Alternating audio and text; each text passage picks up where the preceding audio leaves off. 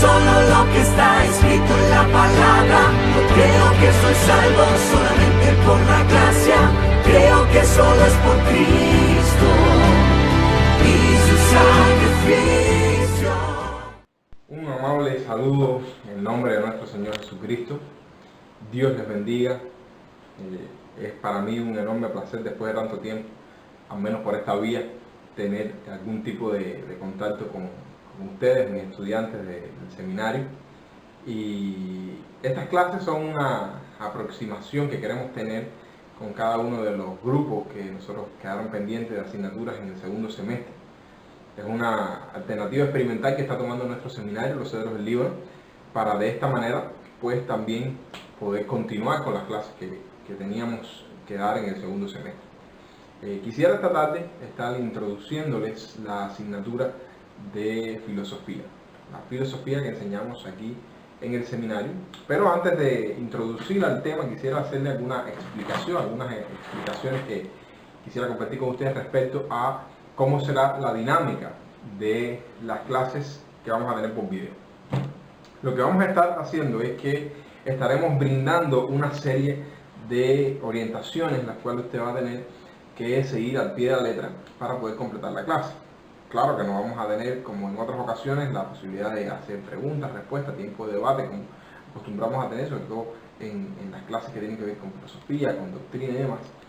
Pero sí vamos a tener abiertas las comunicaciones para aclarar dudas, dar de algún tipo de respuesta que usted necesite tener respecto de cualquier elemento dentro de la asignatura de filosofía.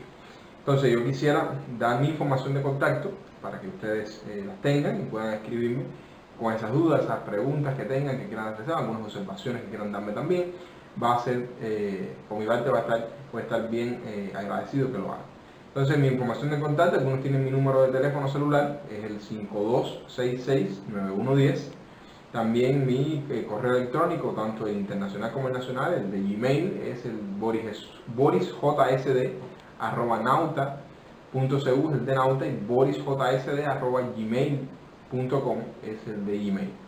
El WhatsApp es a mi mismo número de teléfono y me puede estar escribiendo ahí al WhatsApp también si está interesado de hacer alguna pregunta, algún tipo de observación que quiera hacer, pues estoy abierto completamente a que usted la pueda hacer.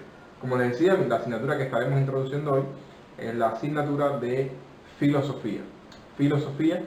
Y en este caso una filosofía un poco alejada de la manera en que nosotros podemos estar recibiendo la filosofía de la perspectiva secular. Siempre que lo que estudiamos en la escuela, ya sea en la universidad o demás, pues nos hemos encontrado que la filosofía a veces se nos presenta como una enemiga de la fe, o en este caso como una especie de antagónica a la fe cristiana, que no tiene ningún tipo de relación con la fe y que, como está basada básicamente en el razonamiento, en la razón, en la gnosis, pues entonces no va a encontrar cabida en los fenómenos que atañen a la fe, que tiene que ver con los elementos sobrenaturales y demás.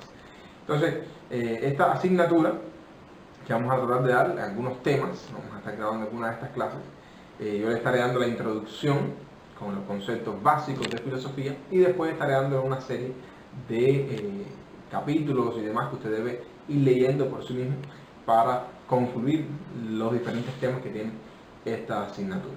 Entonces yo les voy a recomendar, número uno, el folleto del seminario. El folleto que usamos es tomado del libro de La aventura del pensamiento de Salvador de Lutry. Es un excelente libro. Tengo también la posibilidad de quizás compartir con ustedes algunos videos relacionados con este libro que van tratando quizás algunas de las principales escuelas que trata la filosofía, empezando desde los padres griegos, la filosofía presocrática, Aristóteles, Platón, toda la escuela griega, después va a ir a la filosofía de la Edad Media, estaremos pasando por la filosofía más ya de la época moderna, contemporánea, y estaremos terminando por el postmodernismo, que es ya lo último en cuanto a que hace filosófico que se está haciendo. Obviamente todo esto lo va a tener que hacer usted en su investigación personal, leyendo el folleto, remitiéndose a otro tipo de literatura, para que no pierda nada de esto. Entonces, el folleto, Aventura del Pensamiento, yo voy a ponerle una carpeta de esta asignatura, que esta carpeta va a contener todo lo relacionado a la asignatura que usted necesite leer, ¿ok? y estarán dadas las orientaciones para que usted se remita aquí. El folleto Aventura del Pensamiento está poniendo mis clases también en PowerPoint para que pueda ir siguiendo las clases en PowerPoint siquiera, aunque casi es lo básico, lo mismo que está en el texto del folleto. Y también estaré añadiendo quizás algunos libros complementarios que usted puede estar leyendo y estudiando. Por aquí tengo algunos libros que les recomiendo que si pueden encontrar y leerlos, los lean. Uno es Historia de la Filosofía. Esto es un libro que tiene contenido universitario, un excelente libro. Es un libro que va a tener un conjunto de autores, va a ser una compilación de varios autores, pero va a tratar en gran medida muchos de los elementos que nosotros estaremos viendo en nuestra asignatura, ¿sí? De los personajes más famosos que estaremos viendo en la asignatura de filosofía, Historia de la Filosofía. Un excelente libro, se lo recomiendo y lo puede tener. Y lo otro que tenemos también es un libro muy bueno de Alfonso Ropero, un poquito ya más filosofía cristiana, y se llama Filosofía y Cristianismo, Alfonso Ropero, es este libro que tenemos aquí. Quizás existe en digital y usted lo puede encontrar, o si yo lo tengo, lo voy a compartir también en la carrera. Dos libros muy interesantes que les recomiendo que les dé un vistazo. Yo sé que siempre leer de filosofía no es algo atractivo, pero hay que hacer de cierta manera un espacio para tenerlo en cuenta. Yo quisiera tener una oración por ustedes y tener una oración también por nuestro seminario, por nuestro país, antes de comenzar con esta clase. Amado Dios, gracias porque es bueno siempre que nos acercamos a ti sabiendo que tú estás. Gracias, Señor, porque no estamos hablando ni estamos clamando a un árbol, a una piedra, sino que estamos clamando al Dios vivo y verdadero, al Rey de Reyes, al Señor de Señores, al que es capaz de transformar toda nuestra realidad con el chasquido de un dedo, Señor. Padre, te rogamos por este proyecto que estamos iniciando en el seminario con el fin de poder terminar nuestro segundo semestre, que tú nos ayudes, Señor, a avanzar. Te ruego que asistas a cada uno de los hermanos y estudiantes que están involucrados en esta tarea, que tú, Señor, nos capacites, hables a nuestras vidas a través de cada asignatura y sobre todas las cosas permitas, Dios mío, que todo esto pueda terminar pronto. Vamos a volver a la normalidad y reunirnos para aprender más de tu palabra como lo hemos estado haciendo hasta ahora. En el nombre de Jesús. Amén y amén. Hermanos queridos, como les decía, introducción a la filosofía. Obviamente, muchos de nosotros quizás tengamos un criterio respecto a qué cosa es filosofía. Los que han estudiado etimológicamente la palabra o tienen al menos alguna relación con las palabras griegas que componen esta palabra filosofía, pues deben tener una idea de lo que estamos hablando. La filosofía deriva de dos palabras griegas que ya usted ha estado quizás escuchando en algunos momentos, ya sea que ha dado griego bíblico o que ha estudiado el tema en la universidad, pero es la combinación de dos palabras griegas. La primera es filo, que hemos aprendido que es amor por o amor a, en este sentido, y sofía, que es sabiduría. Entonces, etimológicamente, filosofía va a significar amor por la sabiduría o amor a la sabiduría, al conocimiento.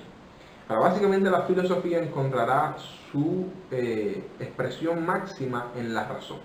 Entonces la filosofía es el conocimiento de todas las cosas y el amor que se expresa por ese conocimiento pues se va a dar a la medida de ser conocido como filosofía. Los primeros hombres que promovieron esto en la Grecia antigua tenían un nombre, se les llamaba sofistas, que eran los sabios o las personas que tenían un determinado conocimiento por encima del promedio que hay o había en ese momento en aquel lugar. Ahora, el que recibió primeramente la autoría del término filosofía o filósofo está atribuido precisamente a Pitágoras.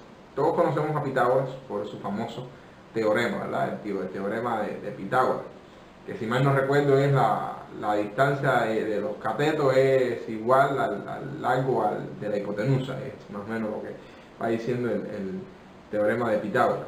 Sobre todo en los triángulos rectángulos, triángulos eso, que se unía triángulo rectángulo, triángulo que tenía todos los ángulos iguales, más o menos es lo que sabemos. Ahora, hermanos, yo no soy un matemático, ni tampoco me gustaba la matemática, ni tampoco me gustaba la geometría, pero se me acuerda un poco de la escuela ahí el teorema de Pitágoras. Este fue el hombre que se le atribuye al menos la invención de la palabra filosofía o filósofo. Y todo fue a respuesta de una pregunta que le hicieron, bueno, ¿y esto que tú haces? ¿Cómo tú le llamas? Y él dice, bueno, yo soy un filósofo. me gusta la sabiduría, me gusta lo que tiene que ver con la razón. Ahora, la palabra filosofía se va a utilizar o se utilizó por mucho tiempo, muy poco tiempo, para designar a el amor por la sabiduría. Después de esto, esa palabra se fue en el tiempo cambiando, fue perdiendo todo el sentido etimológico de ella misma y comenzó a usarse para denominar, o más bien para estar ilustrando a la sabiduría en sí misma, el saber humano, el saber del ser humano en sí, o sea, todo el conocimiento que puedes tener. Aunque obviamente nos vamos a dar cuenta que la palabra filosofía va añadida a cualquier tipo de, vamos a decir, fe o tipo de manera de obrar o principios básicos a continuar. Por ejemplo, cuando pensamos en la filosofía del trabajo, la filosofía de trabajo en equipo, la filosofía de nuestro seminario, nuestra filosofía de vida, estamos refiriendo a una metodología de lo que hacemos. También se le aplica el concepto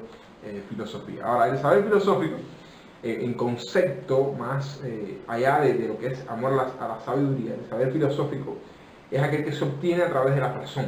O sea, la filosofía siempre va a dar una preponderancia a la razón. Y en este punto es que los cristianos y los predicadores, básicamente, o los pastores, tienen un poco de problema a la hora de vincular filosofía con teología. Y en otro sentido vemos que la otra contraparte, la secular, pues también ve un antagonismo en esto, porque la fe cristiana, o la fe en sí, aunque no sea la fe cristiana, pero la fe en sí, implica que está la razón, pero más allá de la razón encontramos a alguien superior, y en este caso es Dios. Creo que fue Immanuel Kant quien decía que la razón, en el momento que necesita definir a Dios, pues no ha alcanzado mayoría de edad. En otras palabras, está diciendo que la razón no alcanza para definir a Dios. Entonces, el hombre es capaz de definir todo lo que tiene que ver con él, con respecto a su concepción, de alguna manera, pero cuando va a tratar de dar respuesta a aquello que tiene que ver con Dios, necesita reinventar los términos, porque Dios está por encima de la razón. Entonces ha habido fenómenos que hemos encontrado, en el cual desde la perspectiva científica, obviamente Dios no existe, porque con los medios que tiene el hombre para demostrar la existencia de algo, no puede medir a Dios. Entonces, por lo tanto, lo que hace es negar la deidad en sí. Es el gran problema, o el antagonismo que se puede ver o percibir en la filosofía, puramente el saber filosófico y el saber teológico, que tiene que ver ya con Dios. La filosofía se obtiene a través de la razón, que tiene un fundamento racional y puede sostenerse con argumentos racionales. Ese es, a grosso modo, quizás el concepto básico de lo que es saber filosófico. Entonces, ahora, para tener una idea un poco del origen de la filosofía y el objeto de la filosofía, es necesario que nos remitamos, obviamente, a la Grecia antigua.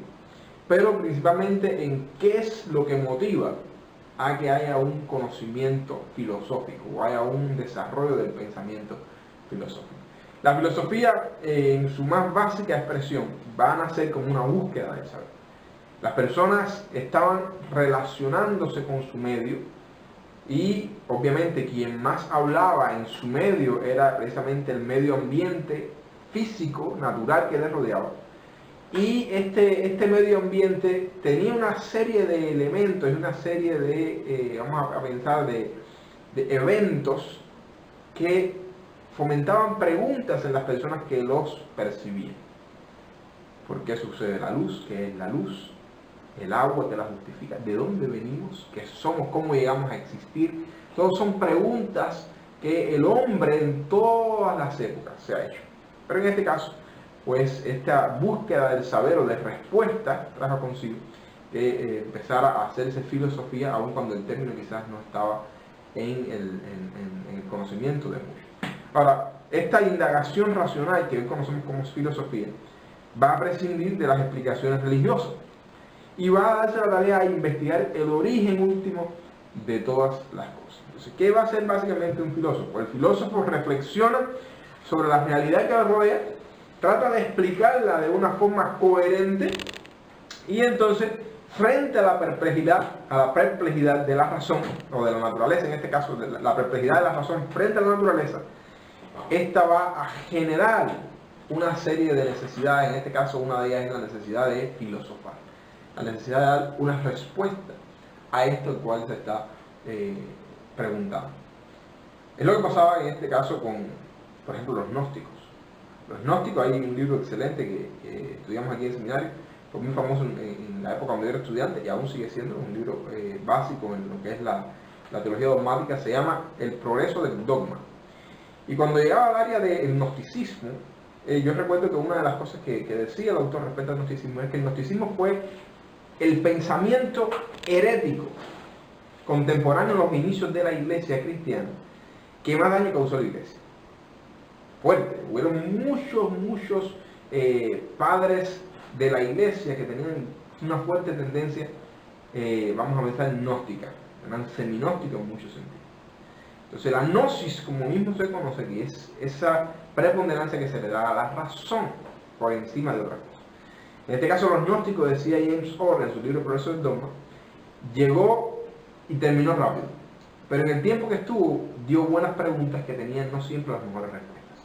Y eso hacía la gnosis o el gnosticismo. Hacía preguntas que la iglesia primitiva hasta ese momento quizás no tenía la manera de responder, porque precisamente los cristianos primitivos no eran cristianos dados a filosofar, no eran quizás de los mayores pensadores. Por lo tanto, esto supuso un reto grande para los primeros cristianos.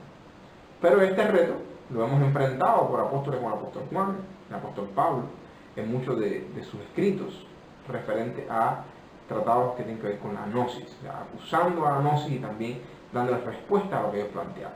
Por lo tanto, sabemos que los filósofos y estos sabios tienen buenas preguntas y amerita que nosotros seamos capaces de dar buenas respuestas. Siempre en la filosofía nosotros tenemos que aprender un principio que es el principio del estudio sistemático del pensamiento de otros. ¿Qué me quiero referir con esto? Nosotros no podemos ir por ahí tratando de responder las buenas interrogantes de los filósofos simplemente con lo que suponemos que otros han dicho. Tenemos que investigar. Y es por eso que una de mis recomendaciones en esta asignatura es que usted, si va a hablar de los gnósticos, lea de los gnósticos.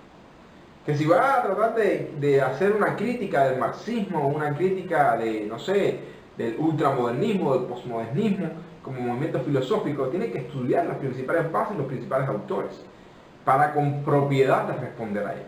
Porque no es lo mismo hacer una respuesta a una suposición que hacer una respuesta a algo que hemos conocido, que hemos leído, que hemos estudiado e investigado al respecto.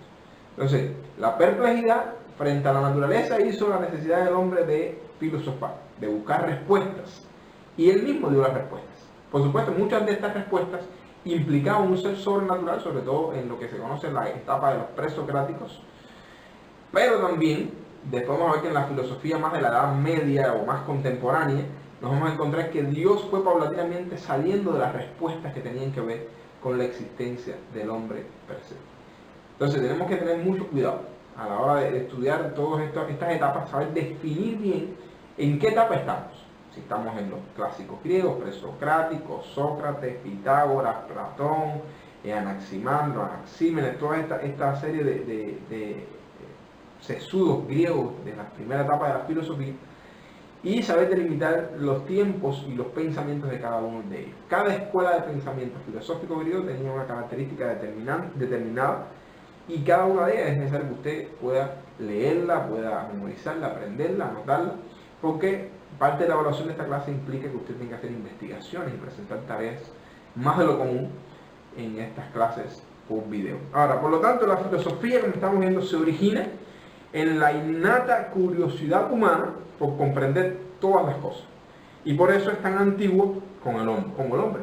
Ahora, sin embargo, es en Grecia, siglo VII a.C., cuando se comienza a estudiar de manera formal y metodológica todo lo que tiene que ver con el conocimiento y la razón. Ahora, vamos a ver como parte de esta introducción también un poco respecto a la relación entre filosofía y teología.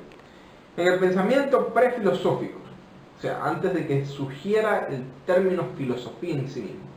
Entonces, en el pensamiento prefilosófico, los griegos explicaban todas las cosas recurriendo a causas sobrenaturales. Entonces, de esta manera todavía vemos una especie de pequeña relación que pueda existir entre filosofía y teología. ¿En qué sentido? Bueno, la filosofía de los prefilosóficos, en este caso este grupo de griegos, pues daba lugar a lo sobrenatural todavía en su pensamiento. Vamos a explicar los fenómenos que nos atañen yendo a lo sobrenatural. Y lo mismo sucedía también con muchos dentro de la teología. Estamos muy conscientes que el origen de la antropología, el origen del hombre en sí mismo, de la naturaleza, del mundo, está relacionado estrechamente con lo sobrenatural. O sea, el objetivo es identificar un ser sobrenatural que está detrás de todo este proceso creador que muchos conocen. Ahora, ante la perplejidad que tenían frente a estos eventos, ellos daban rienda suelta a su imaginación y por lo tanto prescindían de la observación y el razonamiento e interpretaban las cosas que les rodeaban, la realidad que les rodeaba, a través de lo que se conocería después como mitos. Ahora, los mitos no siempre estaban mal, pero tampoco siempre estaban bien.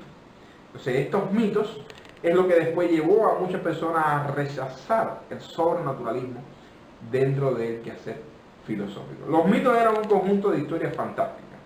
Muchos de los mitos los podemos encontrar en la Ilíada, en la Odisea de Homero, donde encontramos grandes narraciones épicas al respecto, pero también en la filosofía popular del momento había muchísima mitología. De hecho, por mucho tiempo en la etapa de la filosofía modernista, o sea, del modernismo, y sobre todo en pensamientos pseudoteológicos como el de, que uno tiene en referente de Karl Barth en alguna medida, o tal vez como Rudolf Bultmann en su desmitologización de la Biblia y también su búsqueda del Jesús histórico como parte de sus obras cumbre, vamos a dar cuenta que se está tratando de quitar todo lo mítico, un proceso desmitologizador de la escritura. Pero en ese momento, del principio de los griegos, nos damos cuenta que esa era su manera de explicar los fenómenos que le rodeaban. Este conjunto de historias fantásticas con las que trataban de explicar desde los orígenes del universo hasta la situación y esperanza del hombre,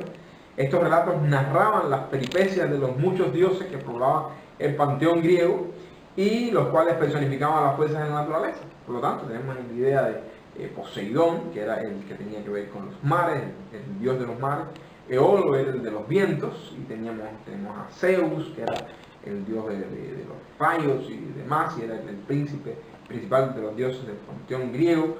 Estaba el caso del Hades, que era la deidad del inframundo, los titanes y demás.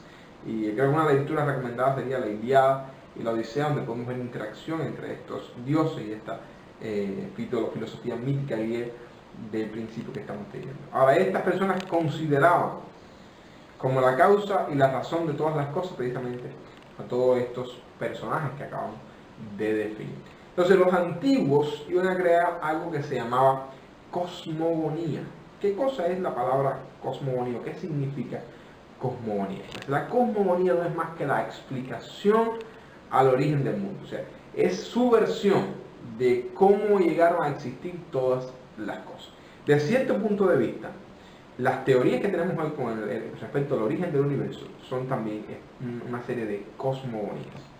La cosmogonía va a tratar de definir cómo ya existir todo. Entonces, todas estas teorías que estamos viendo, pues se asemeja mucho a lo que sería un pensamiento cosmogónico en cuanto al origen de todas las cosas. Y también estas personas creaban determinadas teogonías, que no es solamente ya el origen de las cosas, el universo, la tierra y demás, sino también las teogonías sería cómo se originan las determinadas deidades y los determinados protagonistas dentro de todos estos mitos.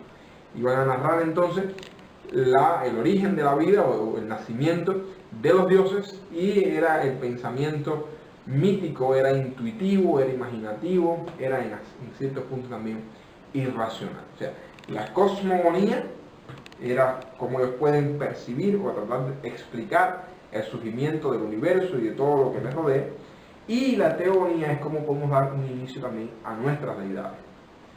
Ahora, nosotros como hijos de Dios tenemos una cosmogonía bíblica. O sea, encontramos en la Escritura que Dios creó el mundo en 7 días y que hizo todas las cosas en este tiempo. Es la cosmogonía que nosotros adoptamos, con alguna serie de comentarios, eventos, pensamientos al respecto. Tenemos muchos escritos al respecto de esto, ciencia creacionista, estamos viendo teología modernista, estamos viendo muchas cosas que tienen que ver con el surgimiento de la vida en la tierra y de la creación en sí. Esto de cierta manera es una cosmogonía bíblica. Dios mismo, que ha sido el autor de la realidad nuestra como criaturas creadas, nos está dando cuál fue su historia, o sea, cómo surgió todo. Pero nosotros no tenemos una teogonía. ¿Por qué no tenemos una teogonía? Porque estamos convencidos de que Dios siempre ha existido. Entonces, si vamos a hablar de una teogonía desde la perspectiva cristiana, es esa teogonía que comienza a tener sentido cuando nosotros hemos sido lavados por la sangre de Cristo y comenzamos a una nueva relación con Dios en nuestro andar cristiano.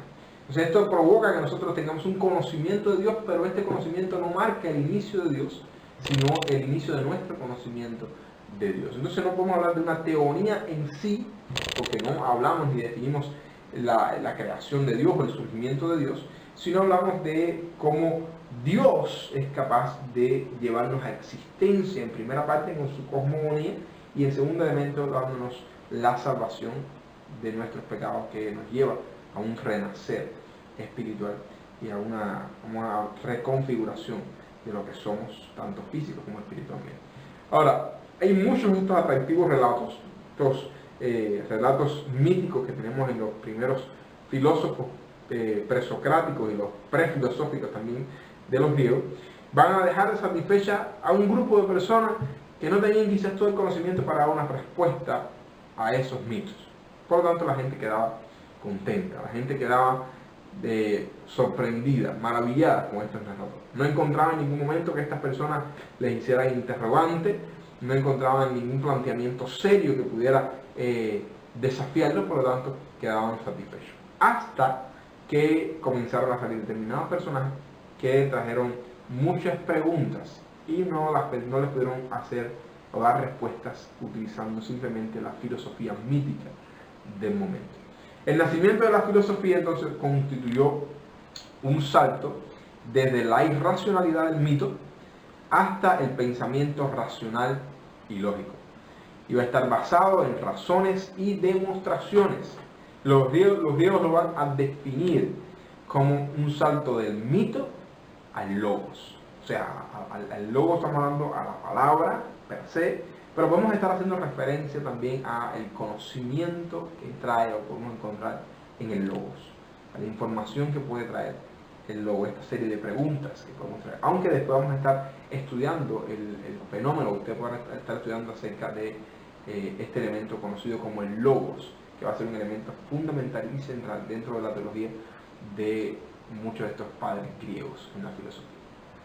Ahora, la filosofía va a prescindir en cierta medida de las explicaciones míticas, rechazando todo tipo de revelación sobrenatural, y en esto radica también la diferencia entre el pensamiento filosófico y el pensamiento teológico. Cuando en un sentido la filosofía omite todas las cosas irracionales y míticas, la teología va a tener un conjunto de elementos que desde la perspectiva filosófica van a ser míticos, pero desde la perspectiva teológica van a ser espirituales y va a ser una realidad a la cual la filosofía no puede acceder, sino es que Dios mismo le da acceso. Entonces hay una gran diferencia. La filosofía tiene su base en la razón, la teología va a tener su base en lo sobrenatural. Tenemos un caso particular en la Biblia al respecto, y es el caso de Job. Este patriarca bíblico nos puede ilustrar sobre este dilema en particular. La tremenda prueba que atravesó este hombre piadoso, que es un arquetipo de la paciencia, lo lleva al estado de perplejidad frente a lo que está concibiendo a su alrededor. Hemos hablado de cierta manera que Job se va a hacer las mismas preguntas que se haría un filósofo. ¿Qué es el hombre? Para que lo engrandezcas y para que pongas sobre tu corazón y lo visites todas las mañanas y todos los momentos lo pruebes. Esa es la pregunta de Job, pero también tiene una estrecha relación con lo que nosotros entendemos en la teología. Ahora, el autor de Eclesiastés también, o el predicador, Kohelet, como se conoce en hebreo, predicador, es quien más se va a acercar o aproximarse a pensamientos filosóficos, desde una perspectiva bíblica. Por ello va a trazar una línea entre lo que es el cielo y la tierra, dividiendo lo que se halla debajo del sol y lo que está por encima del sol. Es un hombre de fe haciendo un ejercicio intelectual para entender el mundo prescindiendo de lo sobrenatural y obtendrá algunas conclusiones frustrantes. Hermanos, cuando vamos a definir nuestro mundo, obviamente si estamos conscientes que Dios está presente, no siempre lo filosófico y lo racional va a tener respuesta para las cosas que suceden. Por lo tanto, no podemos prescindir de todo este elemento sobrenatural. Porque va a pasar lo mismo que pasó con el Eclesiastés, con el autor de Eclesiastés, una frustración. En un fragmento de Eclesiastés dice: miré todas las obras que se hacen debajo del sol, y he aquí todo ello es vanidad y aflicción de espíritu. Lo torcido no se puede enderezar, y lo incompleto no puede cortarse. Pero finaliza afirmando una cosa interesante. Finaliza afirmando la necesidad absoluta de la presencia de Dios y su revelación para entender el sentido de la existencia. Decía el predicador: el fin de todo el discurso oído es este: teme a Dios y guarda sus mandamientos, porque esto es el todo del hombre. ¿Cómo podemos hacer una vinculación entre filosofía y teología? Pues es bien difícil.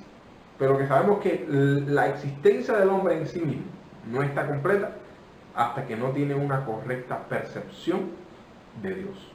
Porque Dios en sí es quien trae a existencia al hombre y le da también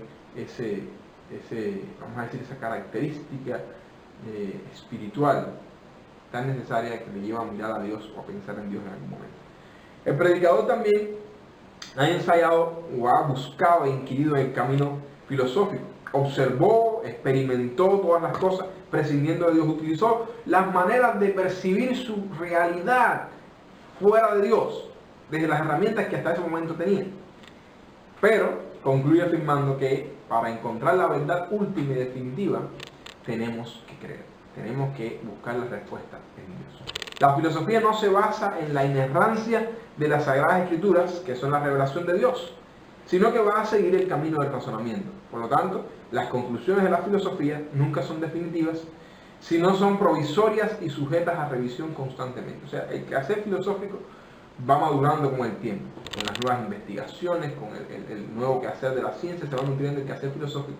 Y muchos de los criterios que fueron fundamentales en el pasado, hoy quizás no necesiten o no necesariamente tengan esa misma fuerza filosófica, porque han habido otras evidencias científicas que han cambiado este quehacer filosófico. Pero sin embargo, cuando miramos a Dios, ¿qué aprendemos de esto? Aprendemos que Dios es eterno, que Dios no cambia, que Dios es el mismo ayer, hoy y por los siglos. Por lo tanto, a diferencia de la filosofía, cuando nuestra teología está cimentada en el Dios vivo y verdadero, pues es un tipo de pensamiento que no va a cambiar. Tenemos los mismos postulados teológicos de hace 3.000 años, desde los escritores del Antiguo Testamento, pasando por los autores del Nuevo Testamento y todos los padres de la Iglesia. El pensamiento filosófico cristiano, o el pensamiento teológico, ha sido el mismo, con algunas variaciones respecto a pensamientos, respecto a interpretaciones, pero básicamente se ha mantenido sin ningún tipo de cambio. Ahora, con esta estamos introduciendo la asignatura de filosofía, pero quisiera también darles, a partir de la introducción, los principales temas que vamos a ver. Entonces, sería bueno que usted tomara en cuenta que necesita introducir a la filosofía, o sea, escuchar toda esta introducción, pero también vamos a tener en cuenta que estaremos dando el tema 1 de nuestra asignatura. ¿Qué va a contener el tema 1? El tema 1 va a estar hablando de la filosofía griega en sí misma. Vamos a estar hablando de los presocráticos, o sea, usted estará buscando en su folleto, en el tema 1, la filosofía griega, y la filosofía griega estará compuesta por algunos grupos de filósofos. En este caso empezamos por los presocráticos, o sea, como su nombre lo dice, es todo el movimiento filosófico y todos los personajes que surgieron antes de Sócrates. Y después vamos a ver por qué Sócrates se va a convertir en una figura que marca diferencia entre etapas de quehacer filosófico. ¿Ok? Entonces vamos a estar viendo en la filosofía griega, el tema 1, los presocráticos, y dentro de los presocráticos estaremos viendo muchas figuras interesantes y fundamentales que usted tiene que estudiar. Vamos a estar viendo dentro de los presocráticos algunas escuelas de pensamiento filosófico, como es la escuela jónica, Y dentro de la escuela jónica vamos a ver que el quehacer fundamental, o vamos a ver que la característica distintiva de la escuela jónica era básicamente todo lo que surgía a través de la naturaleza. Y ellos iban a observar mucho lo que tenía que ver con la naturaleza y van a estar dando definiciones al mundo, como el caso del uso de la palabra cosmos. Vamos a estar viendo que ellos buscaban un elemento básico que creaba todas las cosas, conocido como el arjé. El arjé es una palabra griega que habla de precisamente principio, es inicio de las cosas, donde inicia todo, o qué es lo que lleva e inicia las cosas. Eso es características fundamentales de la escuela jónica. En la escuela jónica vamos a ver que tenemos varios filósofos interesantes, como es el caso de Tales de Mileto, que era un personaje fundamental dentro del quehacer teológico, y puede estudiarse también aquí el quehacer de Tales de Mileto. Vamos a tener a Anaximandro y también Anaxímenes, pero también se va a considerar a Heráclito dentro de lo que es conocido también como la escuela jónica de pensamiento teológico. Entonces va a ir al tema 1, van a estar estudiando la filosofía griega. En este caso, la primera que van a encontrar va a ser los presocráticos, y en los presocráticos la primera escuela que va a tener es la escuela jónica, compuesta por Tales de Mileto, Anaximandro y Anaxímenes, y también va a estar Heráclito. ¿Ok? Ahora, los principales argumentos, los principales postulados que van a tener estos protagonistas, como Tales de Mileto, como Anaximandro y Anaxímenes, usted está en la responsabilidad de leerlo en su investigación personal. ¿Ok? La otra escuela que encontramos dentro de la escuela presocrática, de las escuelas presocráticas, es la escuela pitagórica. ¿Ok? En la escuela pitagórica vamos a estar encontrando algunos argumentos interesantes, algunos personajes también con postulados revolucionarios dentro de la filosofía. Entonces, el primer personaje que vamos a tener en cuenta va a ser a Pitágoras. Obviamente, si estamos en la escuela pitagórica, tenemos que hablar de Pitágoras, su fundador. Entonces, vamos a estar considerando el pensamiento de Pitágoras. Vamos a estar estudiando también dentro del pensamiento de Pitágoras básicamente todo lo que tiene que ver con el dualismo manifiesto en las enseñanzas pitagóricas y otros elementos importantes. Así que entonces es bueno que usted estudie la escuela pitagórica, específicamente con su personaje fundamental Pitágoras, y vea las interacciones que tienen con las otras escuelas, pero también las diferencias que tienen con las otras escuelas de pensamiento. Otra de las escuelas que tenemos es la escuela eleática. Esta escuela va a estar compuesta en este sentido por Genófanes de Colofón, que va a ser uno de los protagonistas principales con todo su pensamiento. Vamos a tener a Parménides, que es otro de los compuestos. Este Parménides va a introducir dentro de la filosofía el concepto de el ser. O sea, ¿qué cosa es el ser? Entonces va a tratar de definir esto desde su escuela y desde su pensamiento. Y en esta escuela también tendremos a Zenón de Elea, otro de los personajes que componen la escuela. Por otro lado, también tenemos la escuela atomista. Esta escuela atomista va a tener, como su nombre lo indica, van a definir estructuras moleculares o estructuras de ese momento primigenias, ¿no?, respecto a lo que tiene que ver con el átomo o los átomos y demás. De los personajes fundamentales de la escuela atomista vamos a tener a Empédocles, y este Empédocles va a tener su perspectiva respecto a lo que es la importancia del agua, el aire. Va a hablar acerca de algunos fenómenos físicos también que son importantes, y esto usted lo va a leer en su investigación de los clásicos griegos. Vamos a la filosofía griega básicamente. Tenemos también a Anaxágoras de Clasomene, que es otro personaje con el mismo nombre de otro que vimos en la escuela anteriormente. Y nos vamos a dar cuenta que también va a dar conceptos, el concepto, por ejemplo, del nous, o la inteligencia universal, eterna, que hace todas las cosas. O sea, es un concepto alternativo al concepto del arjé, o al concepto del logo, que después se va a ir desarrollando más adelante también. Tenemos también en esta escuela a Demócrito, otro de los personajes fundamentales. Y estos van a ser básicamente las principales escuelas que estarán en la etapa presocrática de la filosofía griega. Ahora, el tema 2 de nuestra asignatura nos va a estar introduciendo a los sofistas y Sócrates. O sea, ya vamos a estar entrando a otro pensamiento dentro de la escuela filosófica griega, un pensamiento un poquito más desarrollado. Entonces nos vamos a encontrar con primeramente la escuela de los sofistas, que este sería el tema 2 ya, los sofistas. Y la enseñanza de los sofistas va a estar básicamente relacionada con todo lo que tiene que ver con la gnosis. Les recomiendo que en su folleto también usted pueda leer ahí y también los libros que pueda encontrar aparte. Ahora, tenemos también dentro de estos sofistas a Protágoras, que no es Pitágoras, sino es Protágoras, es uno de los personajes que entra dentro de los sofistas.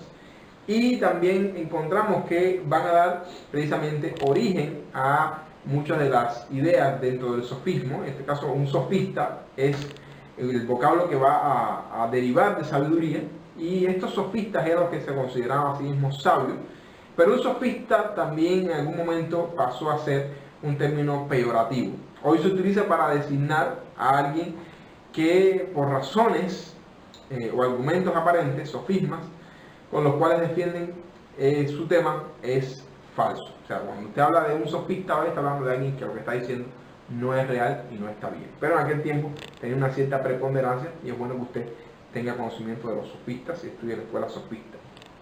Vamos a encontrar también dentro de estas escuelas y dentro de este pensamiento, vamos a tener a Sócrates y vamos a tener a Platón, dos de los máximos personajes de la filosofía griega antigua que necesitamos tomar en cuenta. El caso de Sócrates es bien famoso, es bueno que estudiemos a Sócrates, pues Sócrates va a estar dando luz a muchos de los criterios y elementos importantes dentro de la filosofía. Entonces, la cuestión de Sócrates es que va a introducir determinados tipos de interrogantes, conocidas como la mayéustica, un tipo de investigación, un tipo de debate interesante que usted tiene que aprender aquí en este concepto mayéustica en lo que está sugiriendo Sócrates. Ahora, vamos a encontrar también en esta escuela a Platón, y Platón es uno de los personajes que marca etapas en la escuela griega. De hecho, muchos de los primeros padres de la iglesia, pues fueron influenciados en cierta medida por la filosofía platónica y por su academia, básicamente, que es la escuela que fundó de filosofía. Ahora, Platón, como tremendo sabio y tremendo filósofo de aquel momento, su filosofía iba a tener una estrecha relación con conceptos ya más bíblicos, que iba a traer quizás un poco de confusión a muchos de los padres de la iglesia. Hay muchos padres de la iglesia semiplatónicos o seguidores de Platón, en alguna medida, como el caso de Eusebio de Cesarea y demás. Estamos hablando ya de los padres griegos, a partir del siglo II después de Cristo. Estaremos hablando de muchas personas que estaban identificadas con la filosofía griega en momentos, pero con la que más se identificaron fue con la filosofía platónica de ese momento. Ahora, pasamos al tema. Dentro del tema 2 encontramos también a otro personaje importante que es Aristóteles, quizás uno de los filósofos más importantes de su tiempo y de todos los tiempos. La filosofía aristotélica va a estar marcando un antes y un después en el quehacer filosófico, y lo va a encontrar ahí también en la filosofía griega. Conceptos como la lógica, conceptos como el juicio, el razonamiento, van a ser conceptos que van a estar saliendo de toda la filosofía aristotélica. Ahora, otro de los elementos que nos vamos a encontrar es la introducción a la filosofía ya greco-romana, básicamente. ¿Ok? Entonces, les recomendamos que estén estudiando en el folleto por temas, estudien cada uno de estos temas, y ya vimos el tema 1, introduce a la escuela griega, específicamente a los presocráticos. El tema 2 va a estar hablando de la filosofía griega también, pero estará hablando básicamente de los sofistas y de Sócrates. Después estaremos hablando ahí mismo de la filosofía aristotélica, estaremos hablando también de Platón anteriormente, y estaremos hablando también acerca de todo lo que tiene que ver con la filosofía greco-romana. ¿Ok? Entonces, en la filosofía greco-romana, usted va a estar refiriéndose a todo el pensamiento que ya no sale de escuelas griegas solamente, sino también hay algunas adiciones de pensadores o de filósofos romanos también en este sentido. Después del declive del helenismo como imperio y la asunción del imperio romano del poder, básicamente, Nunca desaparecieron las ideas o la influencia helenística o griega de ese pensamiento, pero se incorporó el pensamiento también filosófico romano en este sentido. Ahora, ¿cuáles son los principales fundamentales? Los principios fundamentales, los fundamentales protagonistas dentro de la filosofía greco-romana, que sigue siendo el capítulo 5 de vuestro folleto. La filosofía greco-romana va a estar marcada en cierto sentido por personajes que usted conoce, como es el caso de los epicuros, y los conocemos por su referencia a ellos en el libro de los Hechos del apóstol Pablo, cuando hace su sermón en el Areópago, que está frente a estoicos y a epicuros, y precisamente estos entran dentro ya de la filosofía greco-romana. No quiere decir que sean griegos en sí, pero sí va a tener influencia de una filosofía griega bajo el dominio de los romanos. Ahora, también tenemos a los estoicos, como decíamos, teníamos a los epicuros, pero teníamos también a los estoicos dentro de la filosofía greco-romana, y también vamos a tener el eclecticismo romano. O sea, ya en el eclecticismo romano hay un cambio radical, y en este sentido vemos que aunque Roma conquistó militarmente Grecia, el pensamiento griego conquistó a Roma. Entonces los jóvenes romanos iban a tener una gran influencia en cierto sentido de perfeccionar su filosofía griega, aunque seguían escribiendo quizás desde su perspectiva romana. Vamos a tener muchos de los grandes protagonistas dentro de esta filosofía greco-romana, como es el caso de Séneca, el caso de Epicteto, el caso de Marco Aurelio, y que van a ser los los filósofos representativos del quehacer greco-romano. Ya vimos que en la filosofía greco-romana teníamos a los estoicos, los epicuros, tenemos también ahora a los escépticos, otro movimiento, el movimiento escepticista, y lejos de ser lo que nosotros hoy entendemos que cosa es un escéptico, pues tenía muchas relaciones con nosotros que creemos hoy que es un escéptico, pero no del todo, como nosotros definimos a un escéptico. Entonces el escepticismo desde la perspectiva greco-romana va a ser un hombre austero, un hombre que es religioso de por sí, y van a ser personas que no van a dejar de creer en las cosas o de no tener la voluntad de creer en nada, sino más bien van a estar dando crédito a determinados elementos. Dentro de algunas de las ideas que encontramos dentro del movimiento escéptico estaba el hecho de que ponía en duda la posibilidad misma de que la filosofía pudiera argumentar, ¿verdad? O puede llegar a dar respuesta a las verdades más allá del hombre, o sea, que pudiera traer respuesta a elementos como lo sobrenatural. Y esto era lo que defendía básicamente el escepticismo.